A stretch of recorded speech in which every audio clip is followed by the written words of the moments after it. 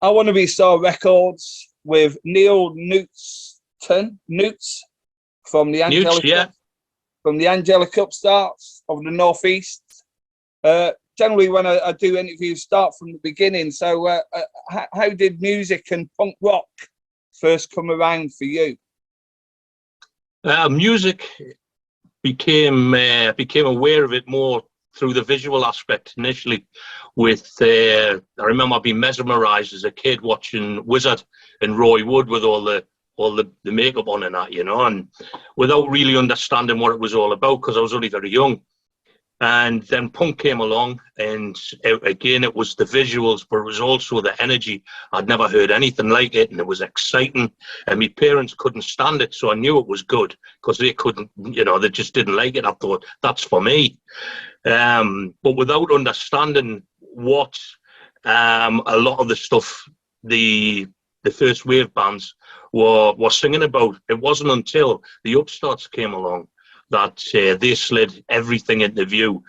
And because they were writing about things that affected me and around me, and I'm from the same town as the Upstarts, South Shields.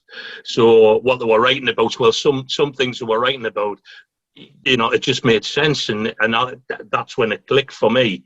But also, I looked and I thought, when I was watching the likes of the Pistols and the Damned and that, the London bands and what have you, they seem so far away and out of touch. No, sorry, not out of touch. I mean, out of reach. And but with the Upstarts, I realised that even local lads, from like round my neighbourhood, could pick up a guitar and join a band, which obviously was the whole punk DIY ethic. And that was it. It changed the course of my life, really, because I was going down a different path, shall we say. So when did you first see the Upstarts then? The Upstarts. Well, I was still only at school, so I was only like sort of watching them on the telly and like so that. I never actually got to go to a gig because they were far too violent, to tell you the truth. I mean, the crack was, you went to a fight and an Upstarts gig broke out, so. There was sort of, besides, at the time I was involved with football as well, heavily. Well, I started out with football really before music came along, and that tends the different path I was talking about. But really, I didn't get to see them in the early days. I was still quite young. Yeah, I saw them 1981 when I was 13 for the first time in Edinburgh. Which was, they had Infra Riot supporting, and they did an under-18 gig. And I remember it being quite electric and quite intensive at the time, and I think that's why I associate with punk rock as at that time of my life, because you have a lot of questions, but you also have a lot of I suppose anger about where you're going and what you're doing. Yeah. And you're probably right that the second wave of punk bands kind of like you could associate a lot more because they probably came from the same streets that you came from. Well, with the Upstarts, it just it kind of, I think is the term.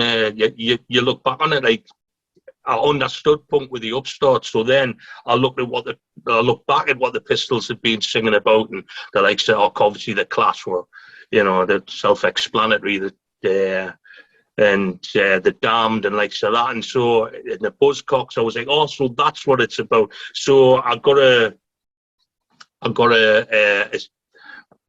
how would I phrase it? I got a second burst of it, if you like, because the first time was just purely on the visual and the sound and the energy coming from it. And then when I look back, having understood it better with the Upstarts, then I got the full understanding of what it was all about, So, an education. And you picked up a guitar. What age did you pick up the guitar then for the first time? I was 13 years old. I'd been I'd been in a little bit of trouble, and which involved getting getting me testicles bit, and I thought maybe this isn't really for me, you know. So I thought, well, I'll pick up a guitar instead, and that was it. I just sat in I kept away from the places I'd been previously, and just sat and just put every record on that I could, and just sat and learned, and that was it. I had my guitar with us from morning, noon till night. I was sitting on the toilet playing the guitar. Just took us down a totally different path. I'll always be grateful to the Upstarts for helping us understand punk, and for, you know, giving us the inspiration to believe that I could do something like that, you know. So you self-taught yourself? Yeah. Did you get any lessons at all? No, I just picked up the well, I'm saying lessons. There was a lad over the road to me. He'd got into keyboards, so he had a. I think it was like some kind of correspondence course, and he had some books left over from it, and some tapes, and it was essentially just like music theory, blended with like the blues scales, very basic. And I started playing along with that. You know, when you're learning something, but you don't realise what it is that you're learning, you just saw, right, oh, well, that's how a chord works, and this, that, and it's other. And it was my dad, actually, who he come along, and he heard his strumming. I was trying to learn the Bollocks album, you know. And my dad says, yeah, try and learn this, will you? And it was an Eddie Cochran record. So I put the record on, I'm strumming along with it, and I says, yeah, Dad, I says, that was a piece of piss, that, man. I says, it sounds like the Pistols. My father went, check the date it was recorded, you stupid bastard. And I looked on, it was like, you know, like 50s and that. And, oh, so the Pistols and Lakes have got it from. Aye. And the penny dropped again, you know. So, but yeah, that's essentially where it was from. And then watching other people, knocking around with other people in bands and who were already in bands. A neighbour was going out. A neighbour up top of my street was going out with a lad who was in a band, and that's how I really got my introduction into it. I was 15 at that time, been playing a guitar a couple of years, and he says, "Would you like to come along and roadie for my band?" And that was it. And you get introduced to all these other players and your peers and what have you. And oh, you want to listen to this? You want to listen to this, you know, band or this musician? And it all went from then, you know. See, one of the questions that I raised with All Out Attack yesterday, or maybe it was a statement, that kind of like punk rock seemed to have two pockets when everybody moved away from punk, either into electro, hip hop, house, or whichever genre. But punk in Sunderland and County Durham seemed to survive throughout the 80s and the 90s, and in Scotland as well. You know, because I used to live in Livingston, so I kind of like, you know, I grew up there, and I knew that Livingston still had a mad punk community, you know, and it probably, you know, it still has too, from what I can see, you know. So it's why do you think Sunderland kind of like was able to keep the mantle going? It's hard. Well, I don't know, really. I suppose it's still strong. It's still a punk stronghold, but I don't know. It's I think perhaps I'm going to have to choose my words very carefully how I say this, because I'm not a Mackem, so I'm a Geordie. So of course, as soon as a Geordie says something about Mackems, they instantly think that like they're having a pop. But I think Sunderland tended to, for whatever reason, there was a resistance to, well, maybe it's not a resistance, but there wasn't as much change as there has been in the likes of Newcastle. Newcastle's a bit more, I don't think it's unfair. I don't think it's unfair to say that Newcastle is a bit more cosmopolitan than Sunderland in many ways, and you've got a lot of different you've got a lot of attention, a lot more attention gets focused on Newcastle than it is on Sunderland. So perhaps maybe it was a bit less cosmopolitan in many ways. I mean, I'm not really qualified to give a social commentary on the finer details of it, but for whatever reason, Newcastle seemed to, you know, there was, oh, what's,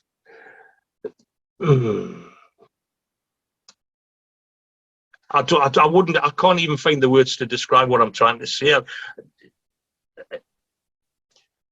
without it coming out, sounding like I'm dissing Sunderland, you know.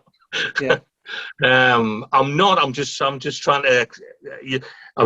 sort of to understand why that may be, because I still, you know, that there's still a massive and really sort of tight-knit punk community in Sunderland, whereas Newcastle they've tended to branch out a bit more, and there's still a punk scene there, but there's new metal, there's a lot more indie, where there's a lot less perhaps in Sunderland, but there's still some indie bands have come out of Sunderland. Future Heads, I suppose you could class as indie. So yeah, I think it's possibly Newcastle's a little bit more cosmopolitan, maybe. I don't know. Yeah, obviously I think Sunderland had the Bunker as a kind of like as a hub or a community hub for bands to feed off, and when you have a community, you need somewhere where you can thrive from. And Gates said you had the station. Right. Yeah, and to a lesser extent, you had the Newcastle Riverside as well. Yeah. Although Newcastle Riverside brought on a lot wider range than just like your punk and your hardcore scene. You know, they had all sorts. I mean, Happy Mondays, and I think Stone Roses started there, and then you had all your Teenage Fan Club, and you had a whole host of different things where Sunderland tended to stick. And Gates said the station tended to be more focused on the punk community. So what was the first band that you joined or formed? Oh, the very first band I formed, well, it wasn't so much a band as such. We just all got together to see what it would sound like out of the bedroom and actually in a rehearsal room, and it was a total disaster, because we didn't have a clue about the gear we were using or nothing. It was just a cacophony of feedback, swearing, and cheap lager. You know, that was sort of like the scene. And but I do recall doing the first song that I did. The first song that we played was an Upstarts song, but it was Mana Spandau, which. Not having no idea about who the guy was. It just had a catchy chorus to it, you know. Yeah. Let him go. I just like that chorus, and I just wanted to play an Upstart song, and that was about the easiest one we had, you know. We did that, and we did a couple of Damned songs, which sound damned awful, but as you'd expect, it's your first time, you know. Yeah. I mean, the only bass line I can probably still play is Police Oppression. You know, I can't play a musical instrument, but that was the only one that I could pick up when I was a teenager. So, who was the first band that you kind of like you took or were taken seriously? I messed around with a few local bands, and then you mentioned bass.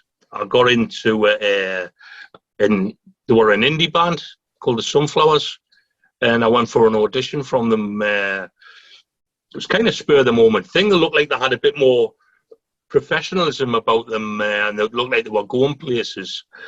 For one thing, they had a manager, which was like, oh, there must be a bit of a step above, instead of just playing around like local pubs and that, you know.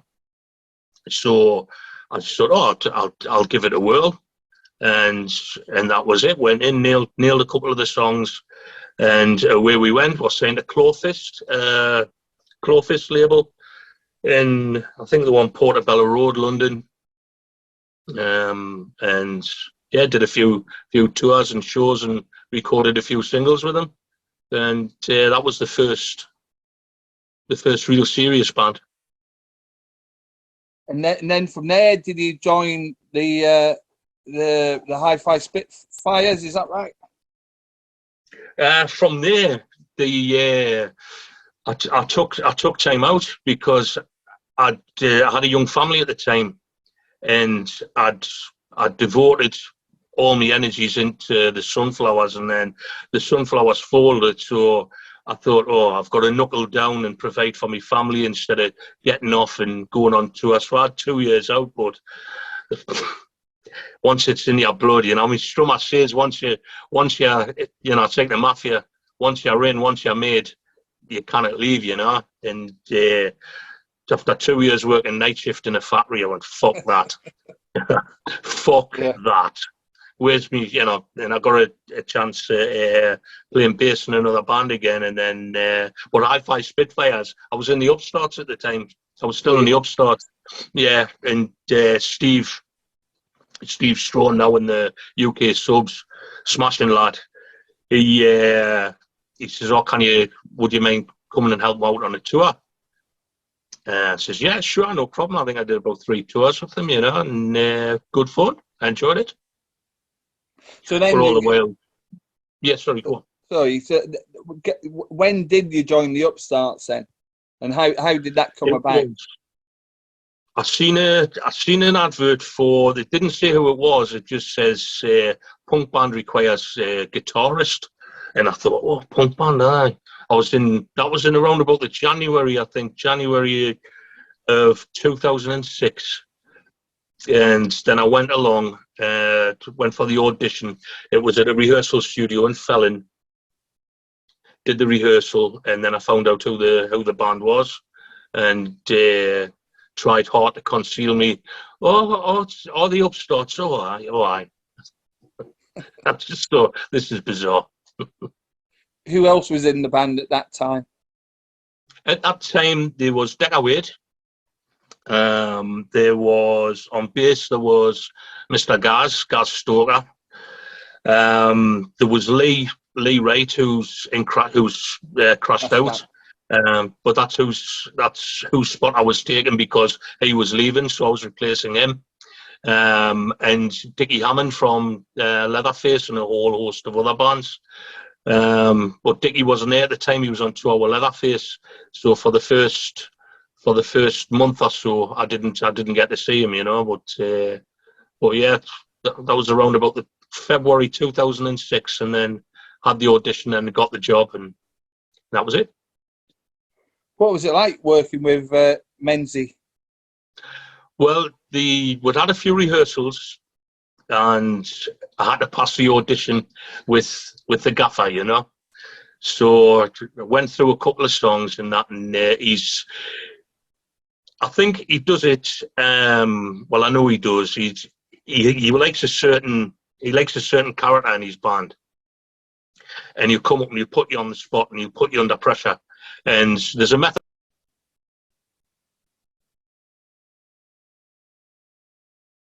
Sorry, I just had a phone call coming in there. He wants to see if you can handle the pressure, so he deliberately puts it on you and tries to unsettle you. So that's what he did. But when you're confident with what you're playing and confident in your own ability, then that stands you in good stead. And I went through the songs, and to his satisfaction. But there was a point where he was laying the law down what he expected from his band members, and which way it was sitting with. There was Decker, Gaz, Dickie, and Lee, I think, were sitting behind him. And sort of he had his back to them, and he was giving us the old right. Here's what I expect of you. I want no getting pissed before a show. What you do afterwards, I didn't care. And all the lads were sort of sitting behind going like that and trying to make us laugh. And I'm like, yes, Mr. Mensforth. No, Mr. Mensforth. Yeah, that type of thing. But, I found him, if you do your job, I found him quite easy to go along with. If you fucked up, then he didn't suffer fools gladly, So you got a bolligan because it's all about. Sorry. Yeah. Go on. Sorry. because it's all about people coming to see the show.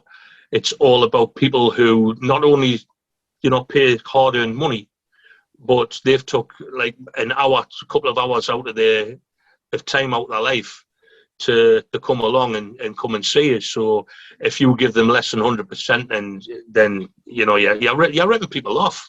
You should be given 100% all the time. And sometimes through you might be feeling a bit poorly, and you're not sort of physically 100%. But if you go in there, getting pissed, or you store your planes, shite, he wouldn't have it. He says, look, the Upstarts, he says, I don't want the band going on the slide. There's a certain level, a certain standard, and anybody in the band, mustn't fall below that standard, which is entirely fine. I find him quite. He was quite a reserved person at times. It took me to be in his company probably about 6 or 7 times before he opened up and started talking, and even that was a probing question about my political background, and my political background has always been the same, so it's never changed. So I was okay from there, and then he opened up, and he was a much friendlier person after that. But I went to that Pipeline gig that you did in London. Yeah. Right. And that was the first time I think I'd seen the band since '87. I did a little review of it, and I remember in the early '80s that he always looked that he was quite weary when he was on stage, and he looked a lot more relaxed at Pipeline than I remember in the early '80s. Yeah. And I actually thought that lineup, the band were tighter than the band that I used to see fairly regular, and that's a good thing, because that's to keep playing the songs 40 years down the line, and to keep the consistency or maybe improve it is not an easy thing to do. I remember that gig. Well, we played it twice, and I remember the very first time they didn't have any air conditioning in. It was brutal. We were soaked. Can you remember? I went to the second one. I didn't do the first one. Oh, it was ridiculous. But it was a fantastic gig because they were right in your face, and we've played all types of shows, with everything from like really small shoeboxes to we played a football stadium and big festivals, but them gigs where they're right in your face in the Pipeline, both times were like really special, because it was just like what you see back in the day. No barrier between band and audience. It was excellent. Really enjoyed it. No, like I said, I've probably the best time that I saw the band, and that's a credit to everybody that was in the band at that time. You obviously played around the world quite a lot with the Upstarts. Have you got any memorable gigs? Any favourite places to play? Oh, Germany's always good. The continent around Europe, really, really good. I think they're more geared, particularly Germany, are more geared towards taking care of bands, and they make it and it's a much more relaxed experience, because you're getting to places, and there's a room there for you, and to get prepared, because you do need to prepare for a show. And Germany, France, fucking hell. How many memories? Just lots of road, but some of the scenery, particularly in Switzerland. Oh man, you're driving along. It's a Tuesday. You're driving a few hundred miles to the next venue. You had a hard load out the night before, because we didn't have any crew. We just did it all ourselves. So you do the gig, you pack it after the gig, then you're loading the gear out, you're getting back to your hotel, 2 a.m, you're up, you're on the road again by 7, not much sleep, and then you're in the van. It's a Tuesday, and it's another couple of 100 miles, and then you look out the window, and then you're going past the Alps, and you're looking and you're thinking, what would I be doing now if I was on night shift in that factory? I thought I'd be in my bed and then getting up, pissed off and depressed, and I thought, fucking love it. I love the whole thing. It's great being on the road because you just don't know what's going to be at the next venue. That even venues you played before, you'll meet new people. You'll get people who will come up that you haven't seen for perhaps a few years, and how you doing? And and it's a wonderful experience. And there's so many memories. It'd be hard to pin down, one in particular or a couple, because it's just the whole experience is just fantastic. You're always learning, and I think that's a great thing. Like, yeah. You played Livingston a couple of times because I've seen the videos, and they seem to be a bit of a riot from the videos I've seen. And I know the they're characters. a state of a lot in Livy. Yeah, I know the characters as well. So it's it looked like they're both of them look like good gigs. It's one. I love Scotland. Yeah, Menzi used to, the promoter up there, Big Eck. He used to put one around about the Christmas time, and we used to love our Jones up there. We're going to Scotland at Christmas again. Yeah. Brilliant, We used to always look forward to that. So it's quite easy to put the Upstarts in as a kind of like a thrash punk band, but the reality is that Menzi took a lot of chances with music when other bands weren't. If England was a stretch away from what most punk bands were doing at the time, Peace Lament, I Understand, and then the 82 album, Still From the Heart. Still From the Heart, yeah. Which is totally different from anything else at that time. Was it then difficult for you to do a set of Upstart songs when it was time to nail things down? Because I presume you didn't want to play the same songs over and over again, but you had to play certain songs as an expectancy. Yeah, there's one thing about Menzi. He's always wanting to try something, different, always open to trying something different. And, I'd get a phone call off him regular, and practically every day he'd ring up. How you doing? All right, Newts. I'm like, all right, Mens. I've had this idea, and he'd think, yeah, we'll go. Where's this going? And he'd just come up with just mad. But it was enjoyable in a way, because as a musician, if he lands at something on you, it's a challenge to you. So, I'll try that, and you go and explore it. Like, for example, Anti-Nazi. Great song written by Tony Van Frater, God rest him. And he says, we've had an inquiry from there's an anti-fascist label wanting to put out a compilation album. So he says, I'll give them Anti-Nazi. He says, I want to do something different with it. He says, I don't just want to go bang, there we go. He says, can you try and do something different? He says, I'm thinking along the lines of, I'm thinking along the lines of a Celtic folk song. So I was like, right. So I looked up what's Celtic music, the modes, the favoured mode for Celtic music. So, and I think it's Mixolydian mode or something like that. Remember them books I was talking about I got way back? I remember the modes from it, and it gives you like sort of different flavours. So this particular mode is being used heavily by Celtic music. So I wrote it to that, and then we recorded it. Went down to his pub. He put the vocals over the top of it, and poof. That was it, the way it went. So it was like there's a folk version, Celtic folk song of Anti-Nazi out there now. But things like that, he would do different all the time. Oh fuck! And he was a bugger for this. Just to keep you on your toes, he just throw you a curveball.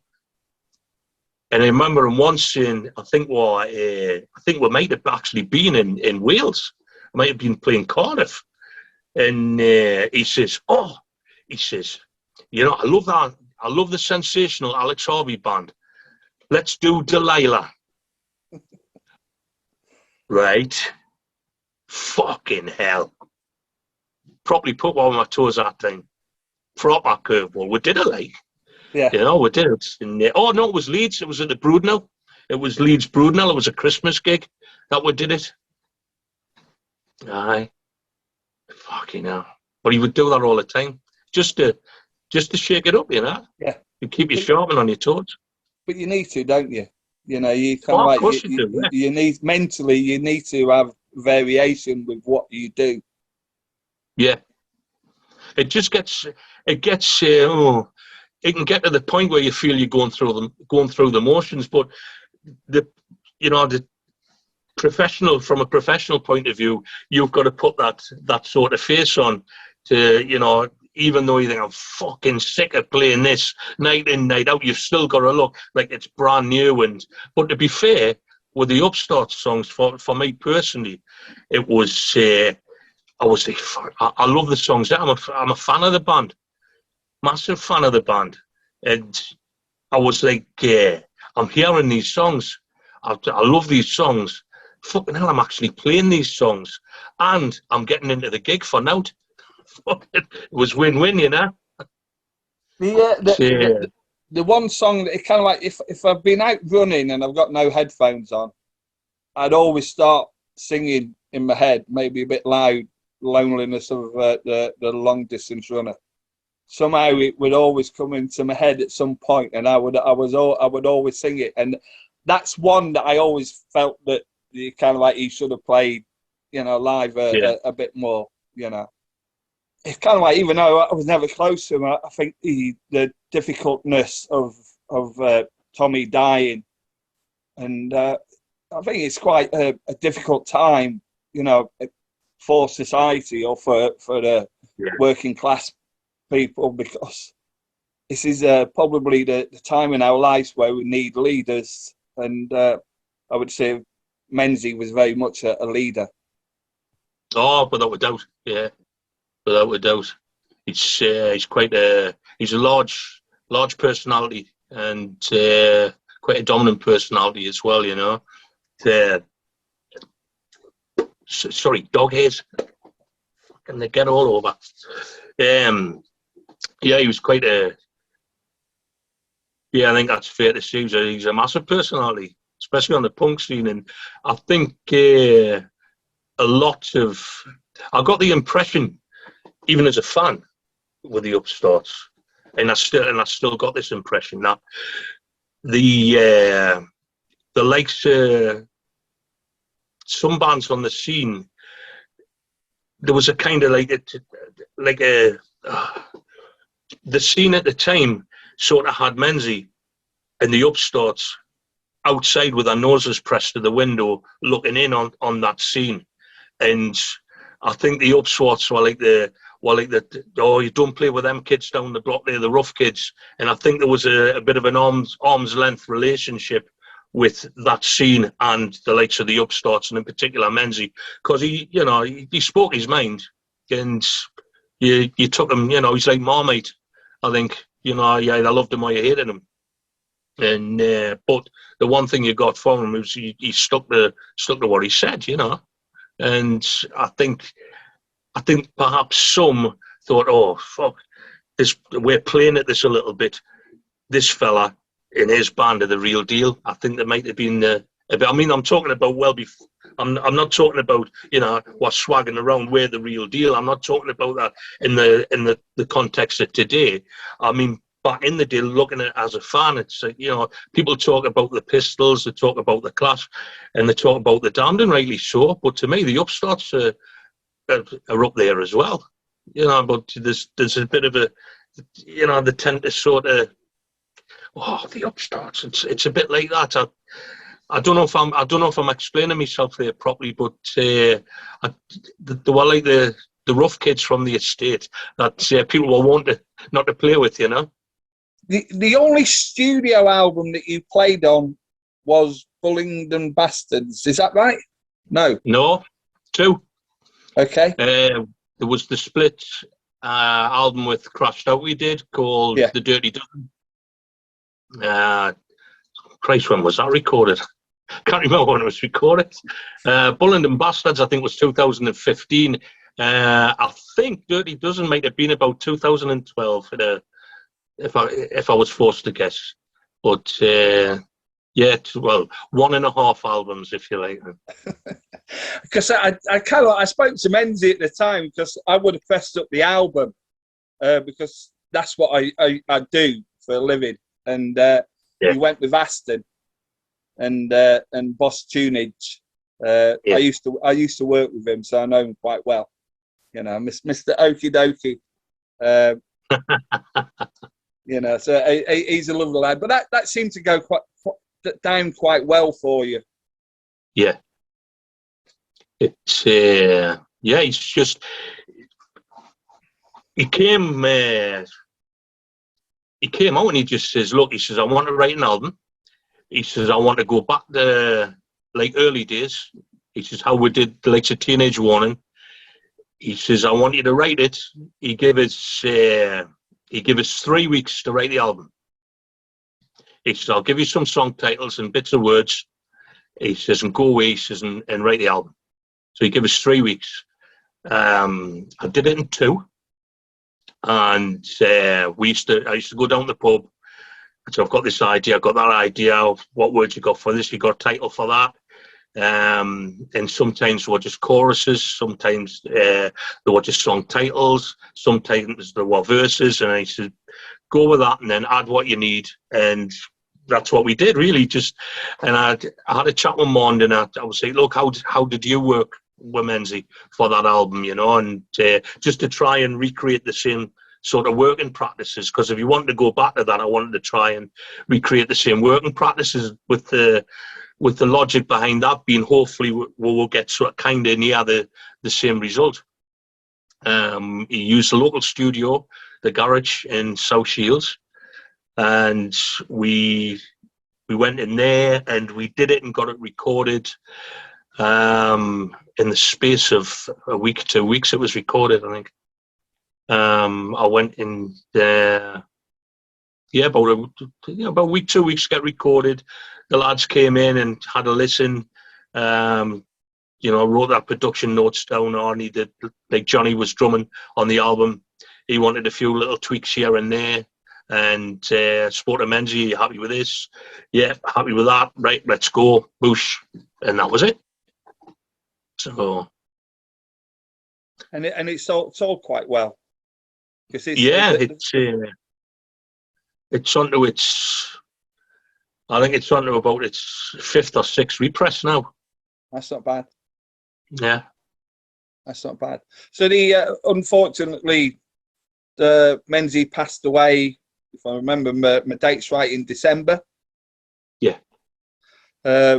And there was the memorial gig was arranged. How did that work out? And who did the organising? Well, there was a little bit awkwardness initially, because after Mensi had passed, the band says, "Well, what we're going to do now?" So it was decided that they would do, rather than be accused of doing a few shows and then just to tribute that now, and you're trying to squeeze the last few paydays out the Upstarts name. The band decided that they would do Rebellion as one final show to sort of draw a line under the Upstarts, because Mensi always said many times that if the band ever started to go on the slide, he would end it. He wanted to keep the Upstarts name up there. He didn't want to sort of end where the declined. So he said, I want to end on a high. And we figured, well, Rebellion's arguably the biggest punk festival in the world. So what better place to end it than there? So while we're making them plans, John Connor, who had previously promoted the Upstarts at a few like these calling gig shows, had been making plans to do a memorial with Chris Wright from Crashed Out. Chris stood in for Menzi for a year or so back in 2006, 2007, before Menzi came back in 2008, I think. So yeah, so Chris would have been in around about 2 years, just shy of 2 years, and he with John and Chris had decided to do a memorial. And of course we were along our road with our plans, and then we got a bit blindsided with the memorial. So we decided that would keep the Rebellion show quiet, so Chris and John could get as many tickets sold for the memorial show as possible and raise as much money. So that's what happened. The event, well, as you know, the gig sold out, raised over $7,000. So that was a roaring success.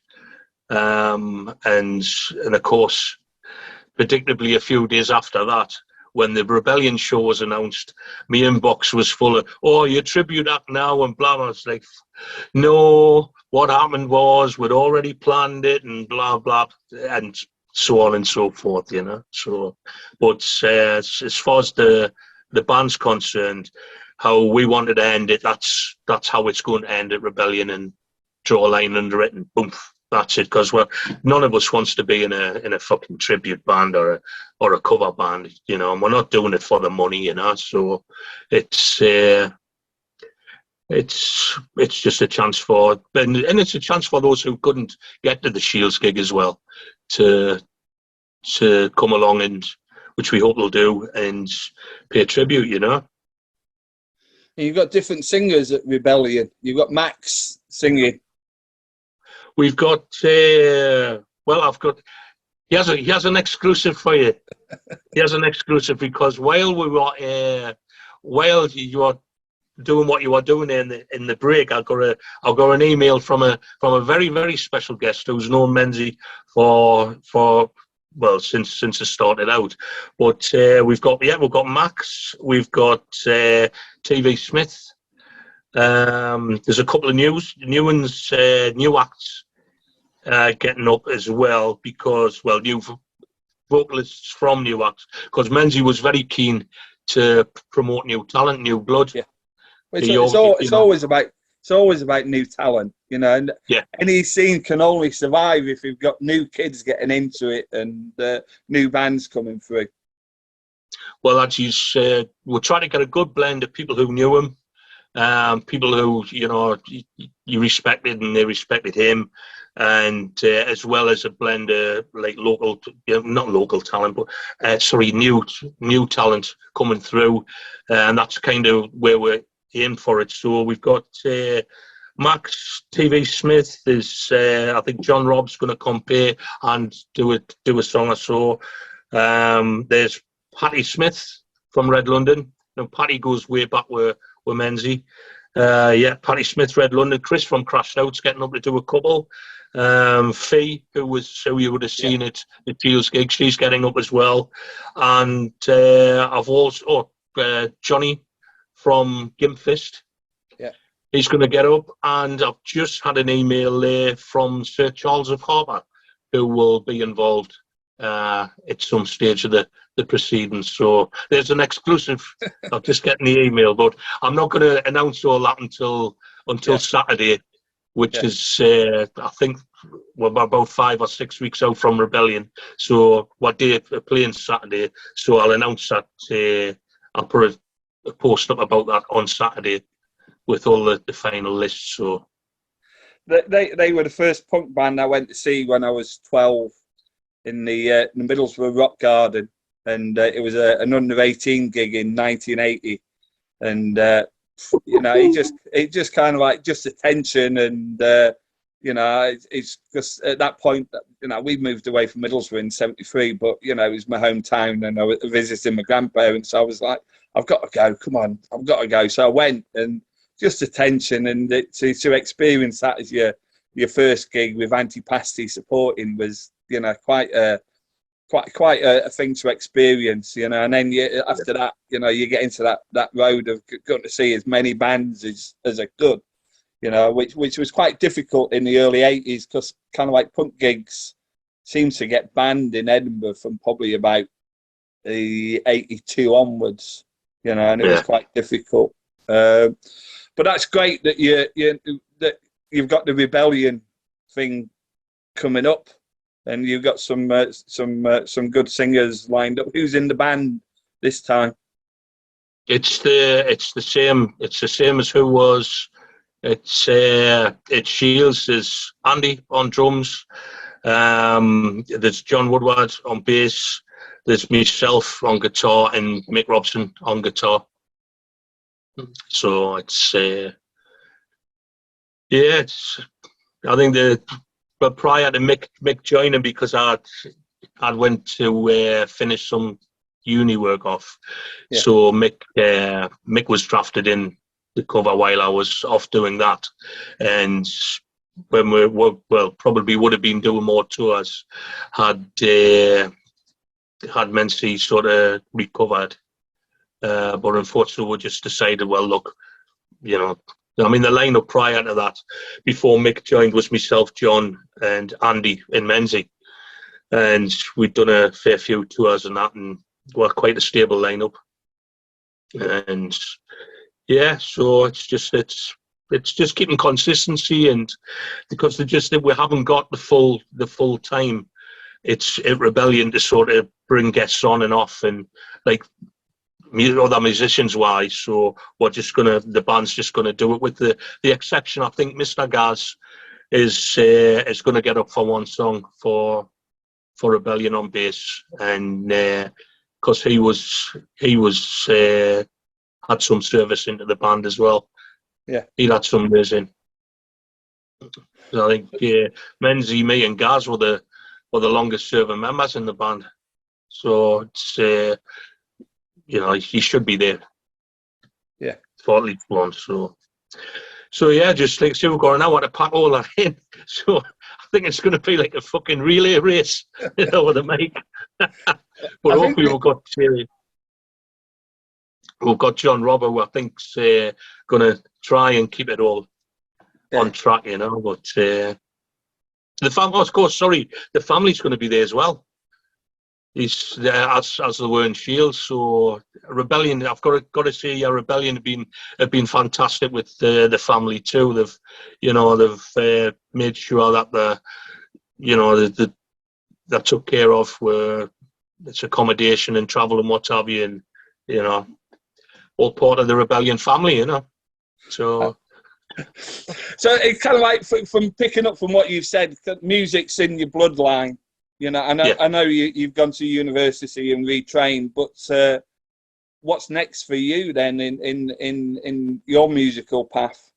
Because I believe that it's something that you don't really want to give up.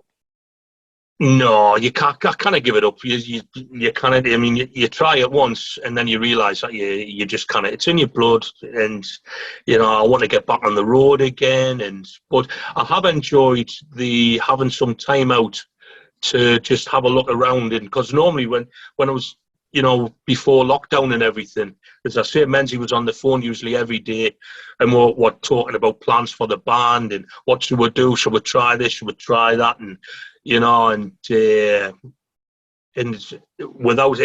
got quite hectic, because the last couple of tours I was tour managing as well.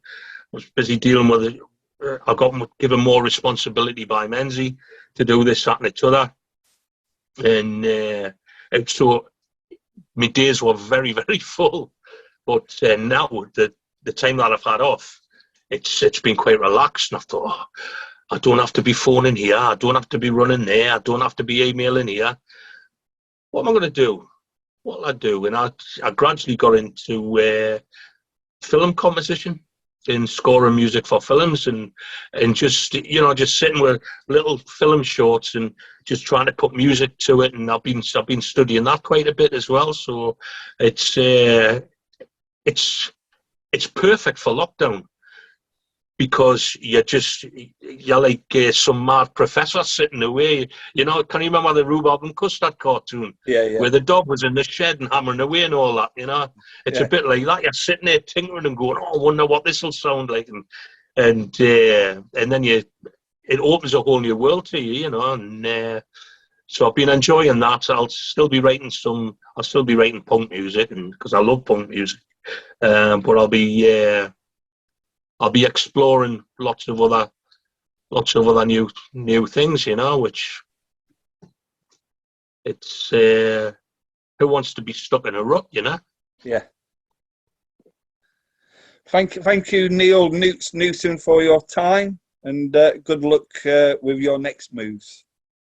You're very welcome, Ralph. Thank you very much.